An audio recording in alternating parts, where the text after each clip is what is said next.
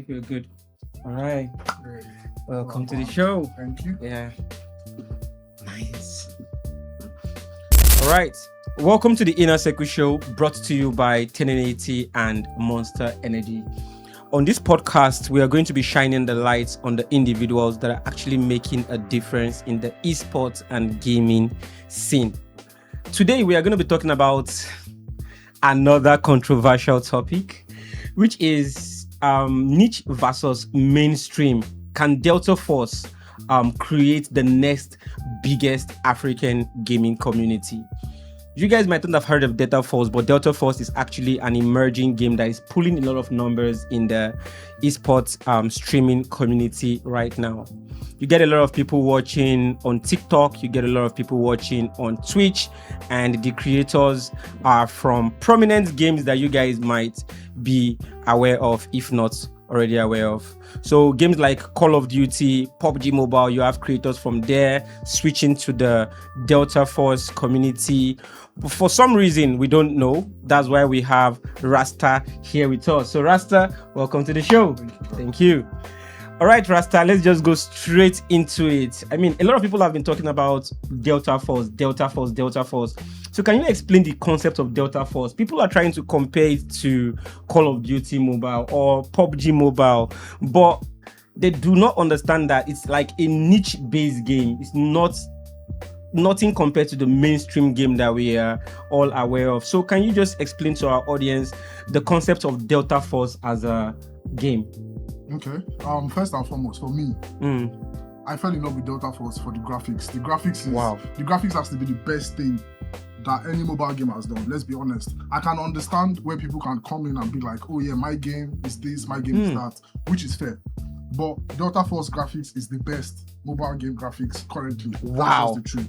Now that's wow. Just the first thing. That's just the first thing. There's also the fact that there's people like me out there that prefer FPP to TPP. There's a lot of us that do not want to hide behind walls and be shooting people or be seeing the enemy. Guys, we are going back to that topic of hiding behind walls. Remember that topic? So there's a lot of us that do not want that. There's a whole different kind of play style with playing TPP and FPP. So FPP, the fact that Delta Force is FPP only and the graphics, that's the first things that got me to love the game. Wow. Now, there's also the fact that Delta Force is a very broad game. I don't know if you know this, but there are two modes in the game. There's the warfare. Where it's you're just playing the game basically. You're just going all out. It's more like Battlefield, learning the game. Because for me, I used warfare to learn the game. Just learning the operators. Because as you know, the game has different operators, different ways you can play the game. Yeah. But there's the fact that the extraction mode is something that is here to stay. I don't know if you've heard of games like Escape from Tarkov, Arena Breakout. Yeah. Games like that. The fact that games like that appeal to the average human brain, where you're wondering, am I going to die now? Am I going to lose my gear? Because human beings do not like being wrong. Yeah. Human beings do not like losing something that's precious to them. Yeah. You get so when you play a game like Delta Force, where the thrill is there from the start, from the moment you're in the game. Yeah. You're already thinking, okay, how do I move next? I need to move safely, almost like in real life. Yeah. Almost like in real life. Cautious. Exactly. And there's also there's also the fact that compared to the traditional battle royale, extraction shooters help you to decide how you win a game. For Battle Royale, for example, you have to be the last man standing. That's the concept. That's the concept of all Battle Royale games that we know. Exactly. You have to rotate. Everybody has to die for you to win the game, basically. But for extraction shooters, you can basically find a very expensive item. You can find something worth more than your gear, and you're like, nah, I'm out of here. So you can get in a match, and 5 minutes in, you're satisfied. And to you, that's a victory.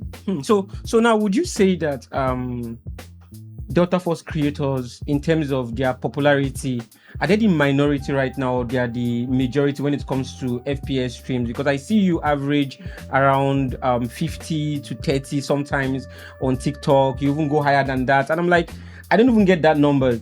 And guys, in case you don't know, to average 50 plus on TikTok or any social media platform, you're doing good, at least for starters. So what made you decide to just follow through with the Delta Force live stream and not focus on those bigger games like, let's say, Call of Duty Mobile? That everybody knows that Nigerians love Call of Duty Mobile, at least the casual community part. So why don't you focus on Call of Duty Mobile? Is it because you are attracted to the game, or is there something else that we are not seeing? Because we need to understand this game called Delta Force, guys. I mean, it's really, really trending, and we are trying to understand it. Okay, so first and foremost, for me, has to be my love for the game. Definitely my love for the game. That's one thing that made me stick to the game. That's one thing that made me start creating content for the game. But aside that, in life, there are cycles in life, and I feel like extraction shooters they've come to stay, and they've played their part for people like me, because I started from the typical battle royale games. Now, extraction shooters is the new meta. It's the new meta. Very soon, everyone is going to be on extraction shooters. There are going to be more extraction games coming out, and I feel like the reward system just makes it more appealing to the average human, where a lot of people do not play Delta Force because of their lack of understanding or just being used to being comfortable with what they're already playing. But trust me when I tell you that Delta Force, extraction shooters are the new meta. Wow, definitely. Extraction shooters are the new meta. And Delta Force are definitely the leading people there.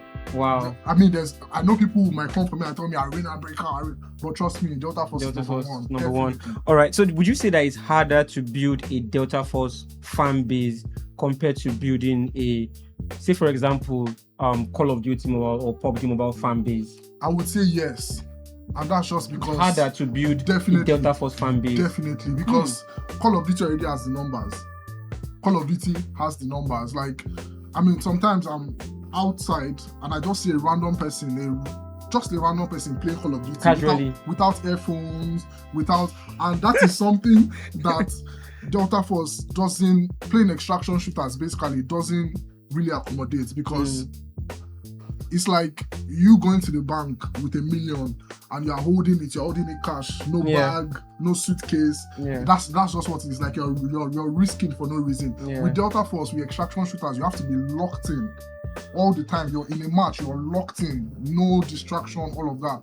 So it makes it harder for people to transition. So when you see games like Call of Duty, they already have the numbers. So for people to come into Delta Force and create content, it makes it harder, because most people don't want to come to the game. Most people don't understand the appeal to the game yet. So when you want to create content as a Delta Force content creator, it's harder because we have less numbers for now. We have less numbers. So automatically, it's just harder, because if you're going to get, for example, 20% of Delta Force community on your stream, the numbers will still be low when you think of it compared to 20% of Call of Duty Mobile community. Yes, exactly. You have the numbers. That's just the thing. For now, I would say yes, it's hard, just because of numbers. Just because of the numbers. So now, have you ever considered switching to, let's say, a mainstream game because of the numbers, so that you just grow up popularity faster, to be like, more Call of Duty Mobile will make me blow up with my level of gameplay. PUBG Mobile, like, I mean, I just need to be on that their creator package on TikTok and be grinding it. So like, then why are you still playing Delta Force, knowing fully well that these other mainstream games will make your account or grow your account way faster? I'm a very big fan of doing what you love, so I have to stick with it. Apart from that, I have a team that supports me. I have a community I'm building that supports me, and regardless of the numbers, regardless of when, these thoughts come in, like do something else, go for a bigger game, go for a more mainstream title, you just have to stay loyal to your fan base. Staying loyal to your fan base, Chaz. That's very, very important. Very important. Staying loyal to your fan base. Very, very important. So I'm just going to ask you the same question that I asked a previous guest here. Would you choose 10,000 loyal fan base over daily consistent 1 million plus views? Fan base, definitely. Loyal fan base any day. Wow, Chaz. Any day. So what have been some of your challenges, the challenges that you've experienced when it comes to live streaming Delta Force as a game? one of the challenges I've had has to do with my me not being a camera person, me not being this out there person. Because starting to create content, I've been competing for years, as you know, playing PUBG Mobile. Yeah. But now coming into content creation for Delta Force is different. It's one thing where you are playing tournaments where you've practiced, you've grinded with the boys, and you know, like, this is what you're supposed to do, this is how you're supposed to do it. It's one thing compared to content creation where today you're probably having weird people on your stream that make you think, do I want to do this? Is it worth the stress? Compared to so it's just sometimes you think about it and you think whether it's worth it because of the kinds of people you meet, because of you're actually putting yourself out there. It is one thing where you're playing a tournament and there's people in the comments telling you whatever because of your team's performance. That's one thing. You ignore the comments. But when you're live streaming and you're locked in, you're trying to, you know, make your community feel good, rapport with your comments and all that, and there's people that make it hard for you. There's also the numbers game, because when you think about it, everybody wants to do well, and every now and then when you see the Call of Duty mobile community doing great, the Fortnite community doing great, and you're thinking they're pulling numbers, you just have to remember that Delta Force is new, extraction shooters are new, and you have to have your eyes on the bigger picture. You have to have the eyes on the bigger picture. So you have to have your eyes on the bigger picture, chat. So what would you say that consistency, like the importance of consistency in what you do? Because I see that you always come online, even when you have low numbers some days, when you have high numbers and good days, bad days, you are always online. So does that like play a significant role in what you are building? Of what's the role of consistency? So with consistency, one of the reasons why, or what makes it easier to be consistent, is just having a structure. Like I said just now, bigger picture. If you know where you're going and you know where you are, you're being honest to yourself. You know that regardless of the numbers you pull today, you know where you're going. Messi does not score 3 goals. He doesn't score 3 goals every match. So regardless of how a stream or a week goes, I know where I'm going, and I have my eyes on the bigger picture. So I have no choice but to stay consistent. So what is the biggest mistakes people, when I mean people, I'm talking about potential tournament organizers, because the only reason why you want to build a community around a particular game is because you want to be able to engage people that play that particular game. So even if you don't think about it, you're still playing the role of a tournament organizer in that scene, in terms of trying to organize the people that play games in that particular tournament.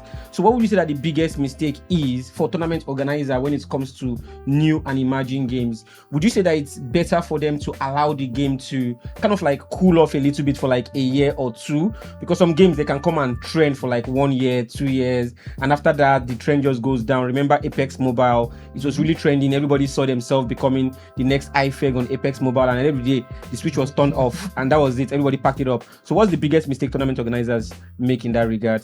I would say overthinking it, to be honest, because the same player base, the same people that played Apex before it flopped or before whatever happened, they are definitely playing some other game right now. So if an esports organization wants to go into a new title, they just need to go through the proper channels. Because I'm very sure, okay, let me use Delta Force as an example. Now, we have community leaders, nothing official like that, but we have community leaders where if an organization was to come into Delta Force Mobile and host tournaments, you go through them. There are a body of people that will definitely make things work well, make things go smooth.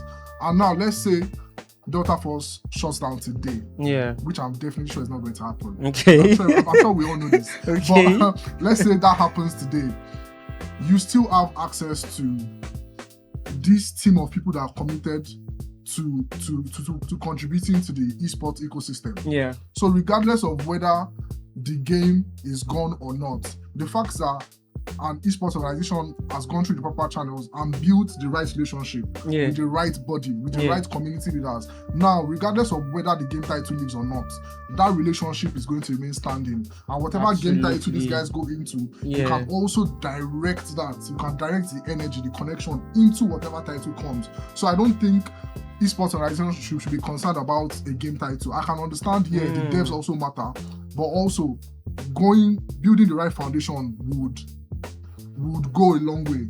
That's how I feel. Yeah. So what would you say that the role of content creators like you kind of like is in the Delta Force Wilder community? What role do you guys play?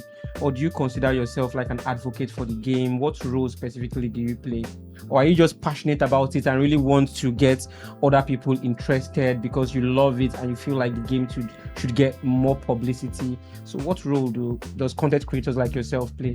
I would say yes, you can look at us as some sort of informal marketing agency out of love for the game. Informal marketing agency. I love that word, chat. I've never heard it before, but it makes sense. Because when you think about it here, we just love the game, we just enjoy the game. And then you see people like Orisha on the game telling people the right way to play the game. You see people, because when you see there's this thing with Delta Force where we don't have a skill-based matchmaking system.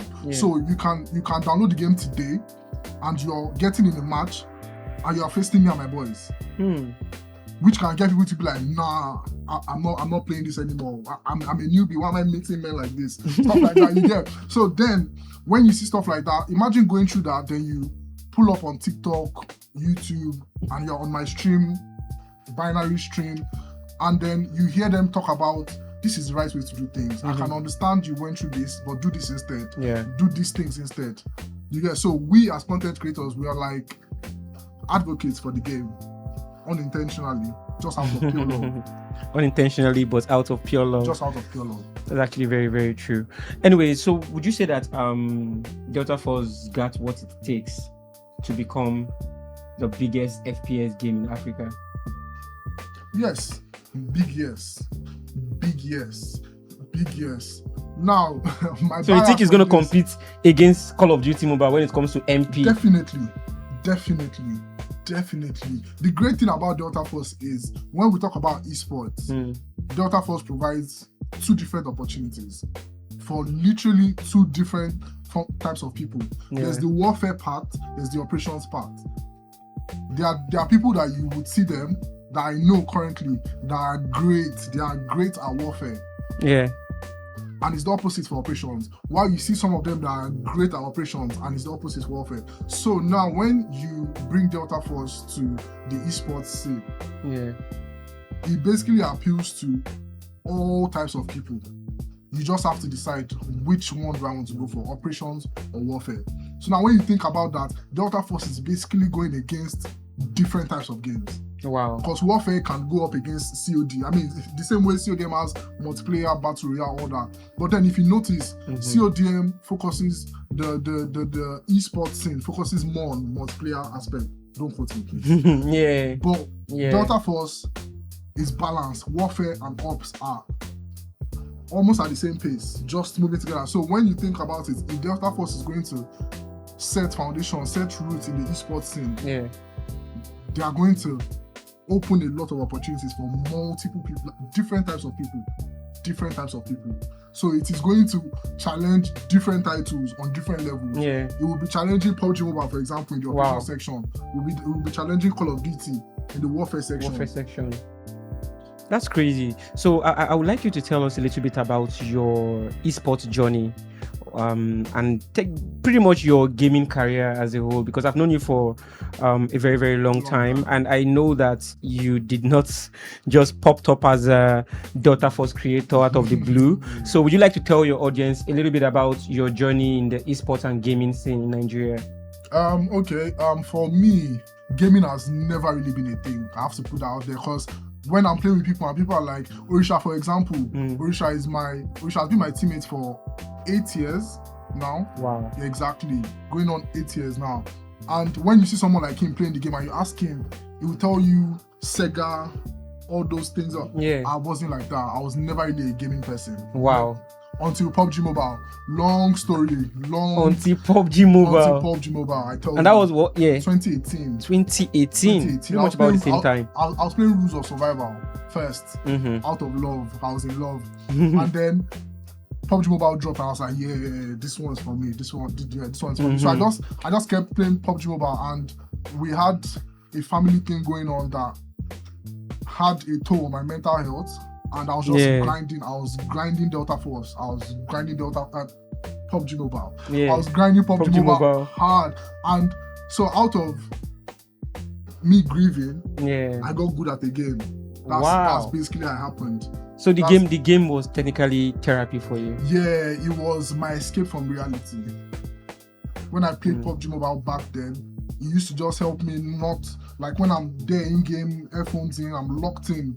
Now I'm not worried about, real life scenarios. I'm worried about airdrops, worried about finding a car to rotate, worried about the blue zone. Wow. So yeah, gaming definitely saved me. And then I started competing. I think I remember I was motivated to compete more when you guys started NPL.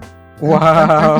NPL season 1. I remember saying because when I met my friends, Orisha and Pintua, we decided we are good enough to compete. Actually, one of our friends in EU decided we were good enough and invited us. Pintua invited us to join their clan, and we're playing scrims, all of that, competing a little bit here and there in EU.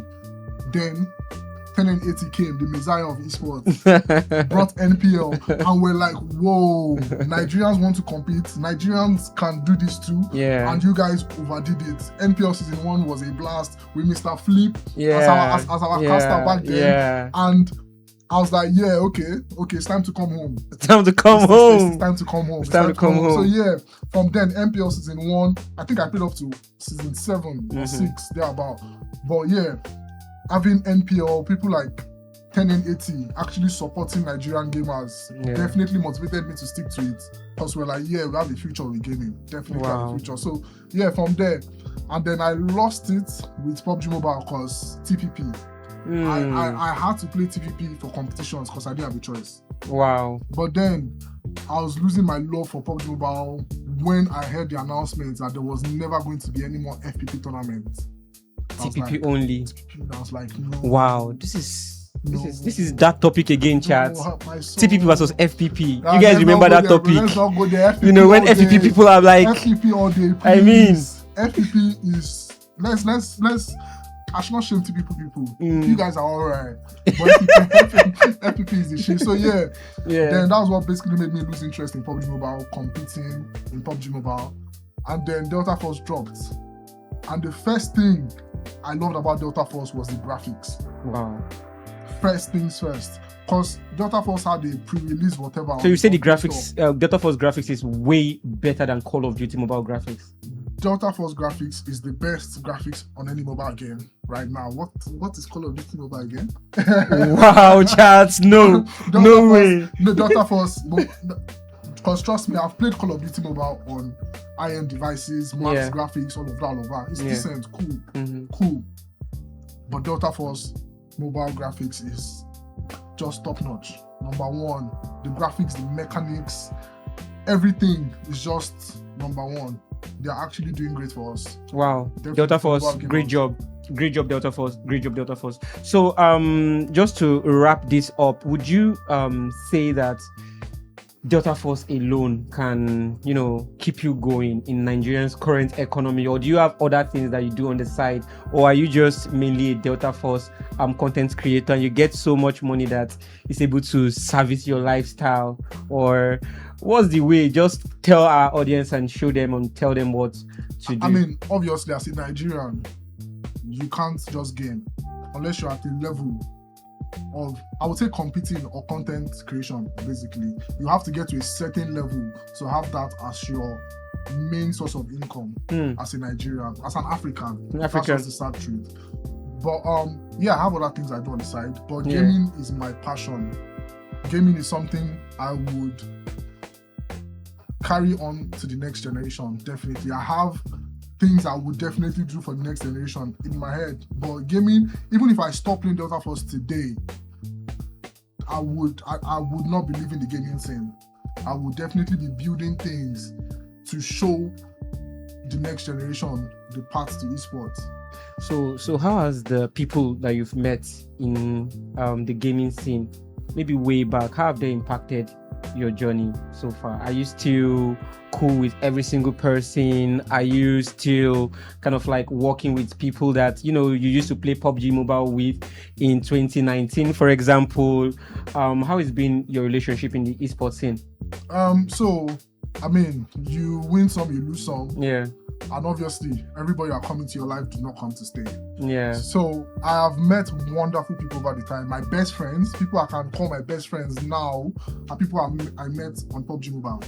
That's Orisha and Pintoa. Shout out to you boys. Yeah. And even my mother was shocked. So I lived in Turkey for a while. And then when I came back to Nigeria the first time, I met with Orisha for the first time. Me and Orisha were friends for like 5 years, 5 years before I came to Nigeria. And online? Yeah, we were playing PUBG Mobile, competing for 5 years before we went. Then when I came to Nigeria, we lived together for a year straight up. Wow. Like, my mom was like, are you sure? Typical African parents. Are you sure? You never met him before. I'm like, ew. I'm like, this is somebody. His family. This is somebody I cried to on the phone. This is somebody I confide in. This is somebody this is my person. Wow, guys, this is crazy. Gaming has given me my best friends. Gaming has helped me in tough times in my life, with grieving, So definitely, gaming has been a blessing to me. I mean, I've met Binary. Funny enough, Binary is my current partner and very close friend. And I met him about a year, probably more than a year ago, off gaming talk. Like, it was more of a business setting where I met Binary. And we're just cool, just add each other's contacts to Delta Force. And one day we met in Delta Force, like in the lobby, and it's like, are you Rasta in Delta Force? I'm like, let's play together now. And from WhatsApp, that's how we went on the game together. And now we've been playing together for more than a year. Wow. And he's my trusted teammate now. Trusted teammate. Man, them we call them MIT, men I trust.